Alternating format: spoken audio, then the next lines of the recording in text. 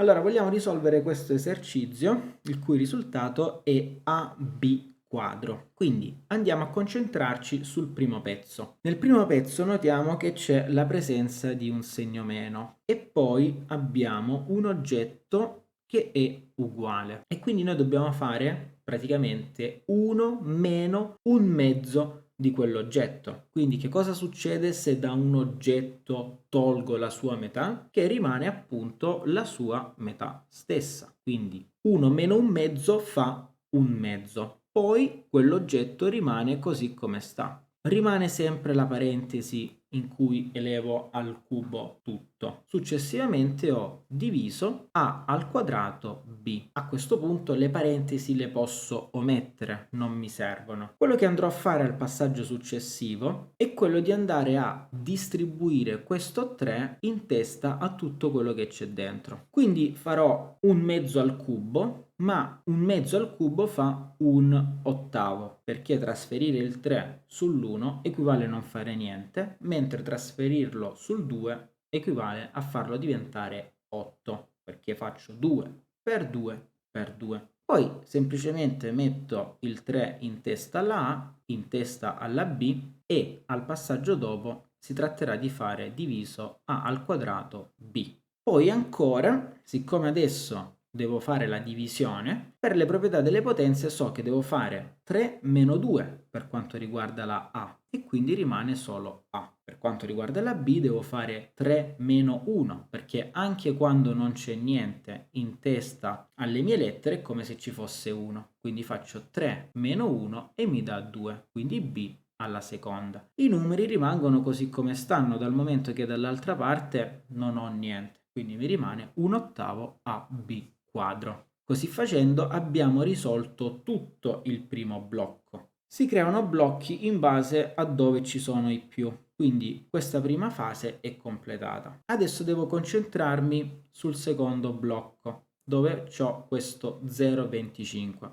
Che vuol dire 0,25? 0,25 è come quando vado al supermercato e mi dicono hai 0,25 centesimi di resto. Appunto, penso al fatto che 0,25 corrisponde a dei centesimi e automaticamente mi esce la parola 25 centesimi, 25 fratto 100. Quando io voglio semplificare questo 25 fratto 100, allora penso quante volte il 25 sta nel 100? Ovviamente ci sta 4 volte, quindi posso semplificare il 25 con il 100 e diventa 1 fratto 4. Poi per quanto riguarda i numeri e i segni è la stessa identica cosa. Allora intanto abbiamo meno per meno, ma meno per meno fa più, quindi posso automaticamente semplificare quel segno. Poi mi rimangono le lettere. A sta da sola e quindi scrivo semplicemente A. B per B, proprietà delle potenze, siccome ho 2B, dovrò mettere B al quadrato. Quindi in pratica mi sta rimanendo un quarto AB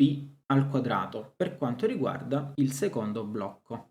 1, 2. Infine mi rimane il terzo blocco, che è questo qui, perché appunto c'è un più prima che mi va a separare tutto. Adesso devo andare a semplificarmi questa espressione. Come prima, che cosa sta succedendo? Parto dalle potenze di potenze, quindi vedo che fuori c'è un 3, lo vado a trasferire in testa a tutto quello che compare. Quindi avrò un 5 alla terza, un 2 alla terza, poi avrò una A che già ha 3 sulla sua testa, quindi questo vuol dire che gli esponenti si moltiplicano, quindi avrò A alla 3, quindi A alla 9, B alla 2 alla 3, quindi B alla 6, e poi per quanto riguarda quest'altro il discorso è lo stesso, prendo questo 2 e lo sposto in testa a tutte le cose, quindi avrò 5 alla seconda, A alla 4 alla 2, quindi in totale A alla 8, B alla 2 alla 2, quindi B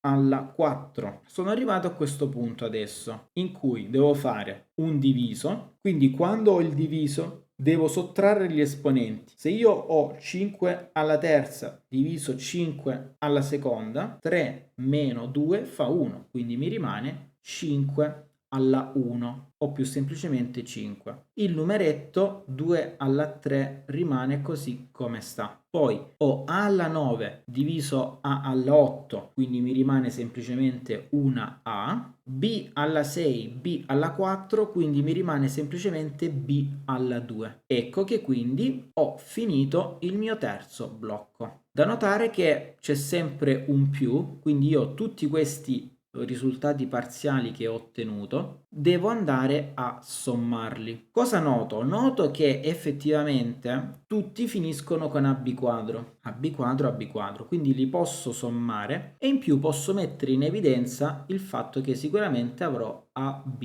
quadro. Poi cosa rimane? Mi rimane un ottavo più un quarto più 5 ottavi, perché 2 alla terza vuol dire 8. Adesso devo fare un minimo comune multiplo. Ovviamente il minimo comune multiplo è 8, quindi qui scrivo semplicemente 1. 8 diviso 4 fa 2, quindi più 2, e qui rimane semplicemente 5. Qui mi rimane sempre ab quadro. 1 più 2 più 5 fa 8, quindi mi rimane 8 diviso 8 che fa 1, quindi nel passaggio finale ho solo ab quadro e questo era proprio il risultato del mio esercizio.